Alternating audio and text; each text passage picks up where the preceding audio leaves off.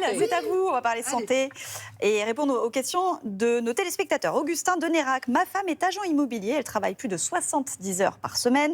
J'ai l'impression qu'elle ne peut pas décrocher. Est-ce qu'on peut vraiment être addict au travail, dépendant au travail? Absolument être addict au travail, au même titre qu'être addict au jeu ou avoir une dépendance à l'alcool.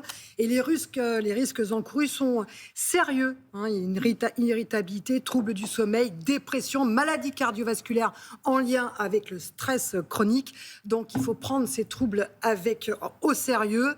Et d'ailleurs, il y a une nouvelle étude italienne qui met en évidence les signes qui doivent t'alerter, ça vous concerne. Premièrement, incapacité à se déconnecter et à se prévoir des plages de récupération. Alors ça, c'est beaucoup. On est beaucoup dans ce cas-là. Oui. Quand même, hein.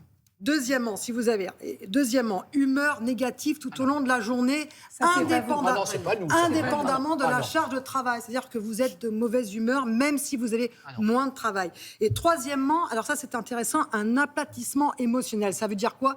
En fait, vous n'avez plus envie de rien. Les autres moments de votre vie ne vous font plus plaisir. On n'a pas d'émotions positives. On ne prend pas plaisir à faire les choses. Il faut savoir que les femmes sont beaucoup plus concernées que les hommes. Donc, effectivement, il faut être attentif. L'entourage peut décrypter ces signes et alerter, et encourager la personne concernée à aller consulter. Question de Maya L de Paris. Est-il vrai que le vin blanc donne plus souvent mal à la tête que le vin rouge? Et si oui, pourquoi? Ah non, c'est pas Maya L. Non, c'est Alexia de Paris. Ah non, bah attendez. Mais de temps en temps, il y a des petites vengeances. Vous m'avez parlé de mon reflux encore récemment.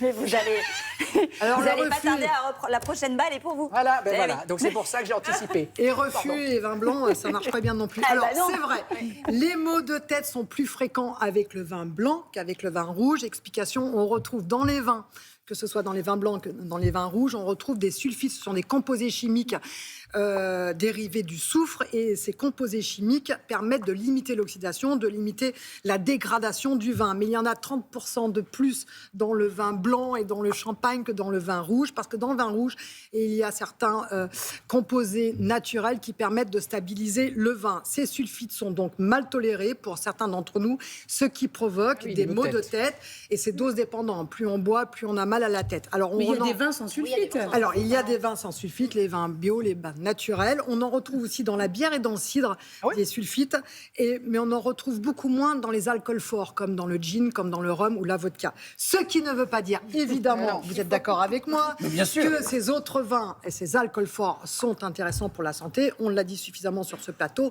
c'est l'éthanol qui fait des ravages dans notre pays, l'éthanol, l'alcool, qui fait vraiment 41 000 morts, 41 000 décès par an dans notre pays. Donc, blanc ou rouge, c'est la même chose pour les risques encourus. L'abus d'alcool est dangereux pour la santé, on ne cesse de vous le répéter.